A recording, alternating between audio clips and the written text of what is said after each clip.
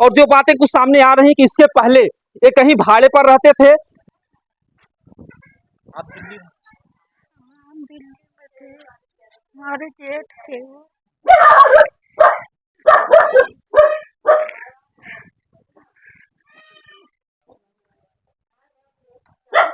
आपके पास भाड़े वालों से क्या विवाद था, कैसे क्या बातें थी, बहरहाल ये तो मामला जांच का है।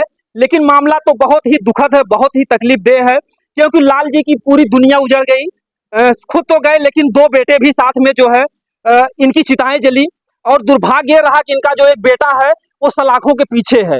कुछ दिन पहले क्या मतलब है कि 7 वर्ष पहले किसी दुष्कर्म के मामले में वो थाने में कैद है। और मुखाग्नि केवल चिता में आग लगाने के लिए थोड़ी देर के लिए उन्हें प्रशासन छोड़ देती है और फिर उन्हें पुनः प्रशासन लेकर के चली जाती है। हम पूरा दिखाने का प्रयास करेंगे घटना को जहां पर दरिंदों ने अंजाम दिया है।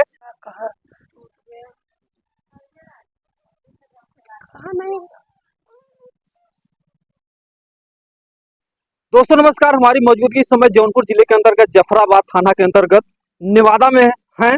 और यहाँ पर एक बहुत ही दुखद घटना घटी है। जैसा कि आप लोग जान है कि जौनपुर जिला चर्चित जिला था, बहुत ही संस्कारवान जिला था। लेकिन अगर इस समय देखा जाए तो जौनपुर जिला दुनिया का सबसे बड़ा क्राइम का जिला बन चुका है। यहाँ पर जब से अनुराग का गला कटा है तब से आए दिन अपराध एक दूसरे की जान ले रहे हैं, क्योंकि सबको पता है कि अनुराग जैसे मामले में अगर अनुराग को नहीं न्याय मिला तो और जो अपराधी हैं वो छूट रहे हैं तो हम किसी को भी मार देंगे तो कुछ नहीं होगा।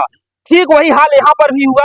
हम जहाँ पर हैं आप लोग देख सकते हैं लालजी भैया इंजीनियरिंग वर्क्स इलेक्ट्रिकल एवं मैकेनिक वर्कशॉप। यहाँ पर लालजी जो थे, लालजी गौतम यहाँ पर अपने बेटों के साथ रहते थे, उनके दो बेटे। और लालजी को यहाँ पर आकर के दरिंदे जो है मौत के घाट उतार देते हैं। ये वही मशीन है, आप देख सकते हैं खराब की मशीन है। यहाँ पर एक ठेकेदारी की अभी काम करते थे, ठेके से अपना जो कुछ भी था अपना ये रोजगार चलाते। और जो बातें कुछ सामने आ रही कि इसके पहले ये कहीं भाड़े पर रहते थे, भाड़े वालों से क्या विवाद था, कैसे क्या बातें थी, बहरहाल ये तो मामला जांच का है। लेकिन मामला तो बहुत ही दुखद है, बहुत ही तकलीफदेह है, क्योंकि लाल जी की पूरी दुनिया उजड़ गई। खुद तो गए लेकिन दो बेटे भी साथ में जो है इनकी चिताएं जली।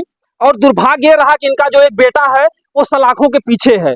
कुछ दिन पहले क्या मतलब है कि 7 वर्ष पहले किसी दुष्कर्म के मामले में वो थाने में कैद है। और मुखाग्नि केवल चिता में आग लगाने के लिए थोड़ी देर के लिए उन्हें प्रशासन छोड़ देती है और फिर उन्हें पुनः प्रशासन लेकर के चली जाती है। हम पूरा दिखाने का प्रयास करेंगे घटना को जहां पर दरिंदों ने अंजाम दिया है। ये देख सकते हैं कि आप यहाँ पर बहरहाल जो है यूट्यूब पर दिखाना वर्जित है, ब्लड को नहीं दिखा सकते, लेकिन इतना जरूर बता सकते हैं कि ब्लड खून यहाँ पर लगा हुआ है। ये वही कमरा है जो बगल में टंकी है, आप जो देख रहे हैं लाल रंग से ईंट जो बनी हुई है इसी कमरे में। यानी कि जिस तरीके से दिखाया जा रहा है कि यहाँ पर जब दरिंदों ने वार किया होगा तो अपनी जान बचाने के लिए, जान सबको प्यारी होती है, अपनी जान बचाने के लिए कोई यहाँ बाहर आया होगा, फिर ले जाकर के उसी कमरे में अंजाम देते हैं। जो वहां पर प्रशासन के लोग ताला लगा दिए हैं, ये यहाँ पर जांच का विषय है, तमाम जांचें होंगी क्या कैसे होगा। बाहर एक चप्पल का एक जोड़ा दिखाई दे रहा है और तीनों यानी कि पिता और दोनों पुत्रों को एक ही कमरे में मृत पाया जाता है। तो इससे साफ नजर आता है कि जब उनके ऊपर हमला हुआ, जब उनके ऊपर आक्रमण हुआ तो उसमें से कोई जान बचाने के लिए यहाँ तक करके भाग के आया। तो इस तरीके से जिस तरीके से घटना को अंजाम दिया गया है, 3 लोगों को मारना, यानी कि 3 लोगों को मारने के लिए कम से कम जो संख्या होगी, अनुमान जो बताया जा रहा है कि कम से कम वो लोग 10 लोग होंगे, तब जो है इतनी बड़ी घटना को अंजाम दिए होंगे। वरना जो है अगर कोई कहते मरता क्या नहीं करता, अगर आप किसी की जान मारने के लिए आप उतारू होंगे तो एक व्यक्ति 3 लोगों के लिए हावी भी हो सकता है, जब उसको लगेगा कि हमारी जिंदगी जो है इस समय दांव पर लगी है। लेकिन दुर्भाग्य रहा कि तीनों यानी कि 2 बेटे और एक पिता को मारने के लिए यहाँ पर कितनी संख्या में लोग आए। और सबसे बड़ी बात यह है कि ये जहाँ पर बनाए हुए हैं, इसके पहले जहाँ से इनका कुछ विवाद था, जिस किराए के मकान में रहते थे वहां से झगड़ा झंझट होता है। ये यहाँ पर आकर के अपनी रोजी रोटी यहाँ एकांत में, यानी कि यहाँ आसपास देख सकते हैं कि कोई घर नहीं है। यहाँ पर आप दिखाइएगा, यहाँ पर आसपास कोई घर नहीं है, बगल जो है यहाँ पर हाईवे है। और यहाँ पर आप दिन में भी अगर चिल्लाएंगे तो हाईवे पर कोई जो भी चलने वाला है आपकी आवाज नहीं सुनेगा, क्योंकि मामला रात का है। रात में यहाँ पर गाड़ी वाले आते जाते रहे होंगे और अपराधी बेखौफ होकर के, ना उन्हें कोई डर था, ना कोई उन्हें थोड़ा सा भी संशय था, ना प्रशासन का डर था। क्योंकि दुर्भाग्य यही है कि कोई भी घटना को अंजाम देते हैं अपराधियों को उचित सजा नहीं मिलती है। उसी का परिणाम है कि जौनपुर जिला इसके पहले आजमगढ़ में ज्यादातर क्राइम खबरें होती थी, लेकिन जब से अनुराग का गला कटा है तब से जौनपुर जिला एक ऐसा जिला बन चुका है, कोई ऐसा दिन नहीं होता है जिस दिन किसी न किसी की जान न जाती हो। आजकल देखा जाए जौनपुर जिला में रोड पर चलना दिन में भी दुश्वार हो गया है।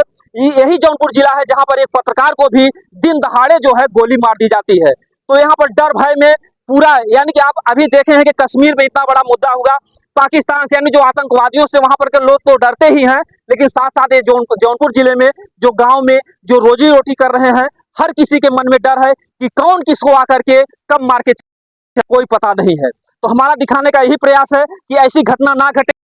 हमारा निवेदन है, जोगी जी जो आप कहते हैं बराबर कि हमारी जो है व्यवस्था यानी चुस्त दुरुस्त है, इस समय जो है क्राइम नहीं हो रही है, जो अपराधी हैं वो प्रदेश छोड़ करके भाग गए हैं। आखिर में यूपी का जौनपुर जिला भी तो यूपी में ही आता है। आखिर में यहाँ पर अपराधी कहाँ से इतने पनप रहे हैं, या अपराधी हैं या जो दुनिया के अपराधी हैं वो जौनपुर जिले में आ जा रहे हैं, और अपराधी बाहर से भी नहीं आते, जो भी अपराधी होते हैं आसपास के होते हैं। तो आखिर में क्यों, कब तक ये जौनपुर इसी तरीके से दहशत के साए में जीती रहेगी?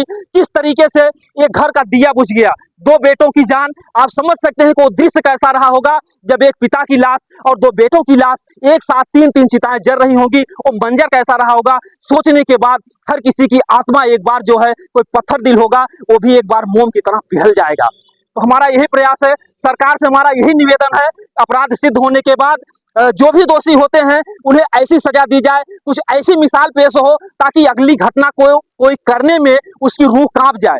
और जब तक, मैं बराबर अपने चैनल के माध्यम से कहता हूं कि जब तक सऊदी दुबई जैसा हमारे इस जौनपुर जिले में कानून नहीं बनेगा कि अपराधियों को बीच चौराहे पर जिस तरीके से वहां पर सजाएं देते हैं, सजाए मौत, जब तक ऐसा कोई कानून नहीं बनेगा तब तक इसी तरीके से हमारे इस जौनपुर जिले की माताएं बहनों की गोद सूनी होती रहेगी, बहनों की जो है मांग सूनी होती रहेगी, तमाम जो है माताएं बहनें विधवा बन के बैठेंगी, आंसू बहाती रहेंगी, न्याय किसी को मिलने वाला नहीं है। तो जोगी जी, मैं आपसे विनम्र निवेदन करता हूं कि जौनपुर जिले में कुछ ऐसा करिए कि ऐसी घटना फिर ना घटे, क्योंकि ये जो घटना है बहुत ही दुखद घटना है। 1 नहीं 2 नहीं बल्कि 3-3 लोगों की जान गई है।